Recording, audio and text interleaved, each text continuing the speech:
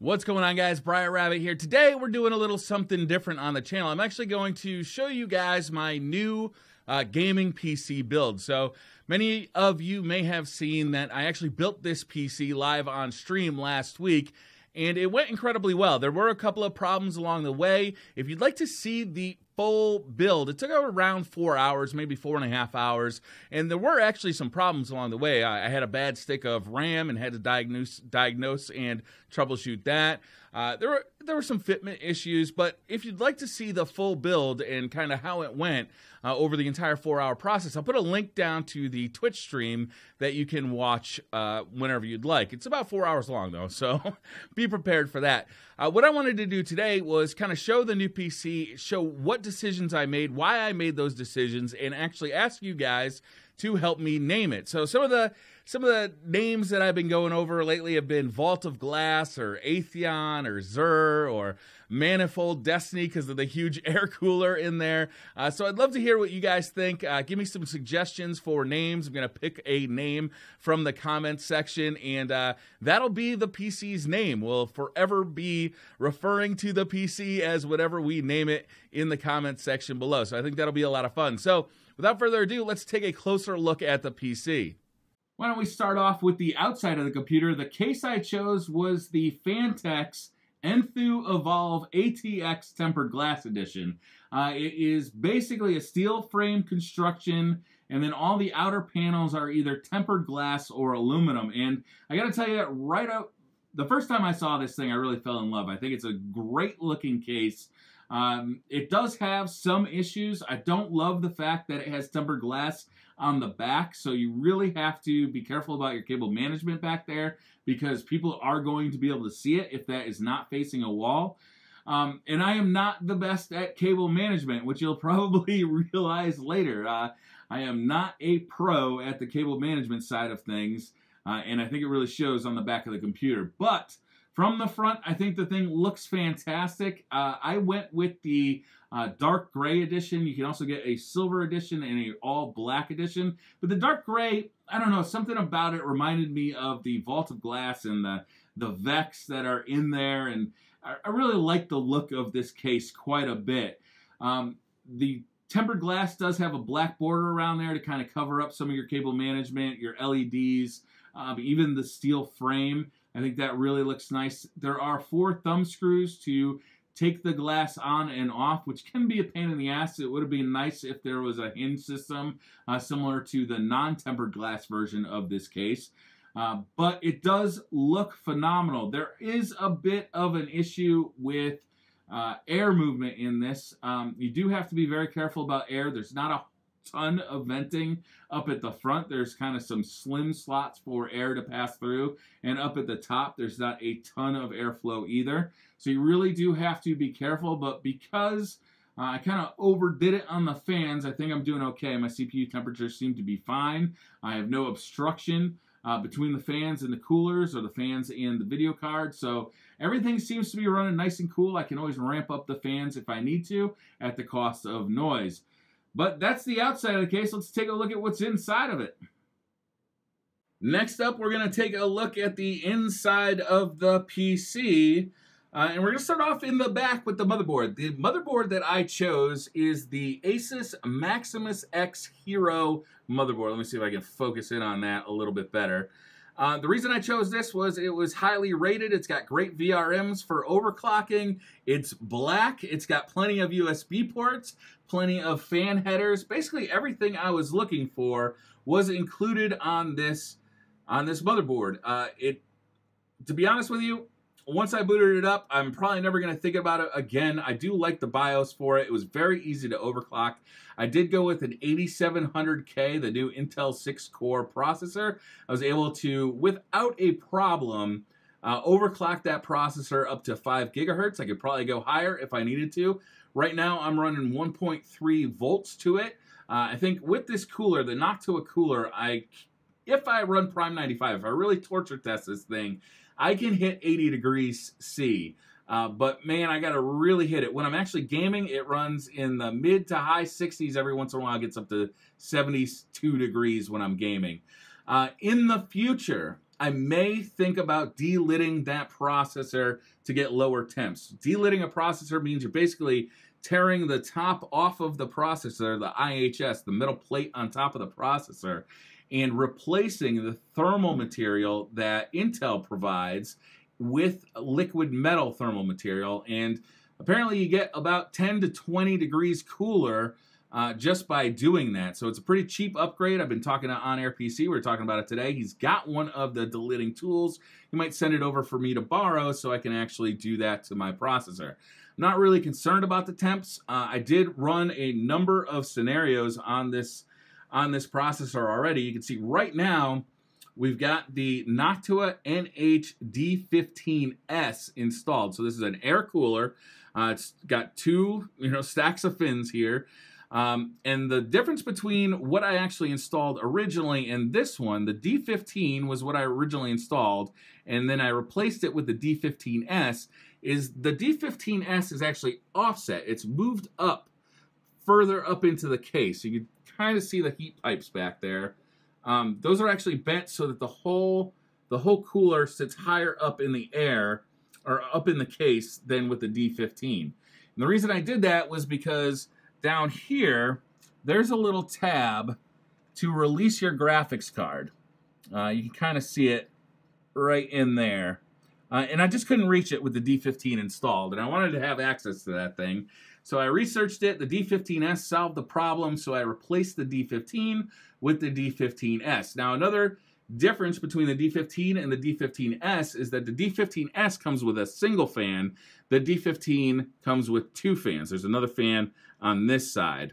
I ran some testing with this processor, running in this case, running the D15S with two fans compared to one fan, and I honestly could not find a difference in temps.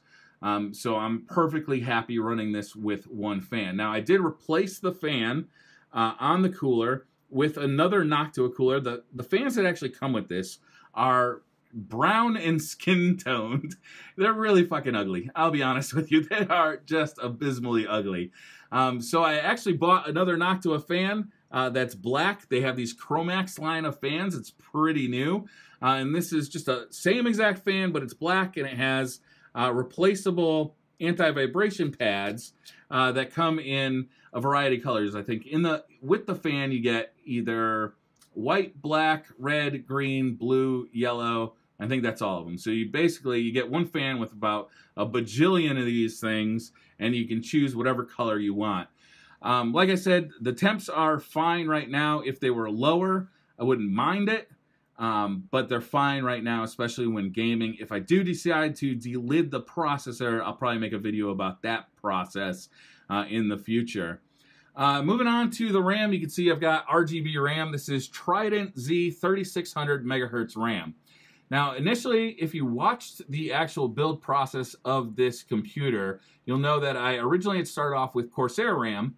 It was 3600 megahertz and also RGB, but unfortunately, when I went to put that into the computer, one of the DIMM sticks was actually bad. So lucky for me, I had extra 2400 megahertz RAM sitting around, so I was able to continue with the build.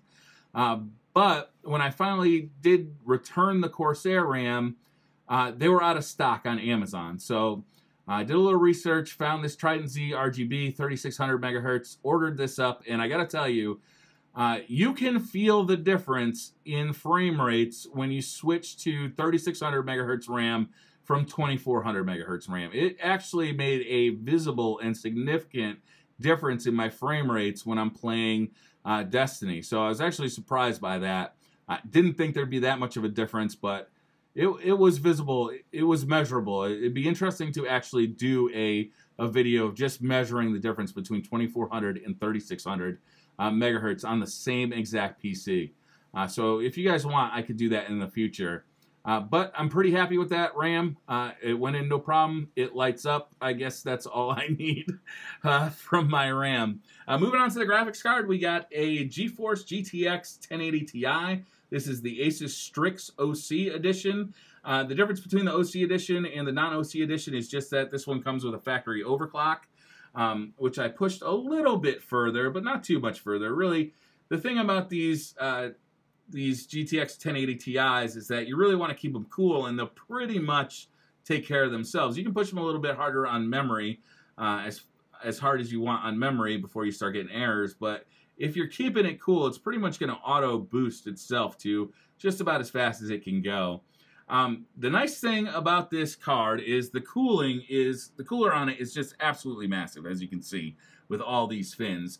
Down bottom, I don't know if you'll be able to see this, down bottom it's got 3 fans in it, and when the thing is just sitting at idle, those fans hardly spin, and it is absolutely a dead quiet card.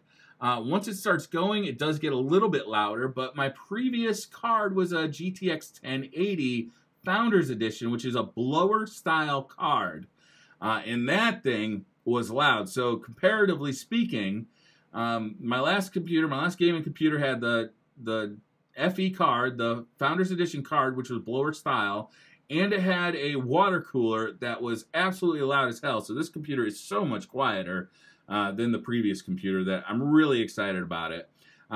The graphics card has made a pretty big difference. When I play Destiny, I can easily hit 60 frames per second at 4K now. I'm up at 200 frames per second often. It is running at 1080p. It is a real beast of a graphics card. It absolutely stays cool. It's very quiet. As far as an air-cooled graphics card goes, I'm very satisfied with it. And I've kept the front of the PC very clear so I can make sure I get plenty of airflow right past it to keep it as cool as I can. Next up, down in the basement, you can see the Corsair power supply. This is an RM850i, I believe. I went a little overboard on the power supply because, again, silence is key. I wanted this thing to be able to run games and not have to kick on the fan to keep the power supply cool. And for the most part, that has been successful. I'm not hitting anywhere near the peak wattage that the power supply can supply. Therefore, it's not working that hard. It doesn't heat up, and it doesn't need to kick on the fan. Speaking of fans, in the back here, we've got just the Fantex fan that comes with the case. There were 2 more of those that came with it up front. But I replaced those. I had a couple of Corsair maglev LED fans kicking around. I had actually put those in my last computer on the air cooler, or on the liquid cooler, because those Corsair liquid coolers come with loud fans, very loud fans. So I had bought those to put on that. They made a little bit of a difference, not a huge difference, because they still had to spin up pretty high to keep that thing cool. But as case fans, they're spinning at such a low RPM, they don't make a whole lot of noise. I may switch out Noctua fans, front and back. I may put 1 in the back and 2 in the front. But right now, the PC is running pretty quiet. I'm not so sure. If I do any upgrades at this point, they're going to be pretty minor, because right now the PC is just about as fast as you can get with a single card, without going SLI and doing 2 cards. It's very fast. The overclock is very good at 5 gigahertz. There are absolutely no errors when I run hardware info in Prime 95. And it's just rock solid, stable, and quiet. And for that, it's been a real success. In the future, if I decide to delete it, I'll let you guys know. I'll probably make a video actually going through that process. And maybe in the future, I'll replace those fans. I did install some LEDs just to light up the case. It is a tempered glass case, so you got to install some LEDs. I just went with the Fantex magnetic things. They just kind of stick onto the steel case magnetically, and they've been pretty flawless. And then everything, all the LEDs also hook into the motherboard. There's a hookup down there, and there's another hookup way up at the top. So some of the LEDs are hooked up through there, some of them are hooked up through the bottom. And what that allows me to do is actually to change the color of the LEDs with Asus's Aura software. I will say this about Asus's Aura software, it's not very good. The newest version won't even run properly, so I had to go and seek out an older version that does run, but it doesn't have as many options as you would think it does, and it's a little bit buggy. It tends not to remember the settings that you put in there. and seize up every once in a while. So the software that actually runs the RGB lighting isn't that good. I could disconnect it and run it all through the case. The case actually has a RGB controller with it. But for now, I generally just tend to set it to static and leave it lit up as like a dark blue and just leave it there. And that seems to be pretty satisfactory to me. I know RGB isn't the most interesting thing, but, you know, you spend all this money on a computer, you want it to look nice. That's what I say. Overall, I'm pretty happy with the build. It does exactly what I needed to do. It is quiet. It is very fast. And it looks pretty nice sitting here on the table. If you have any questions about the build or what decisions I made or why I decided on certain parts, just ask them down in the comments below. If you have questions about specific parts, you can ask me, or I will put Amazon affiliate links down in the description. Amazon affiliate links, I do make a little bit of money off if you use them to buy something. But they will also get you to see, you know, the manufacturer specs, the manufacturer's pages for each of the parts. And pretty much everything I put in here, I did buy off of Amazon or is available off of Amazon. So I will put those down in the description. Thank you guys so much for watching. Hit that like button if you like the video. And don't forget to help me name this computer. Some of the suggestions I've heard so far are Manifold Destiny because of the huge cooler on here. Kind of looks like a manifold. Atheon, Vault of Glass, Zur. I've heard a couple of good ones, but I'd love to hear what you guys think. If you guys have any great suggestions for what I should name this PC, or if you like some of the names you've heard so far, let me know. That's going to do it, guys. Thank you so much for watching. Hit that like button if you like the video. Hit subscribe if you're new to the channel. And I'll see you guys next time. Bye.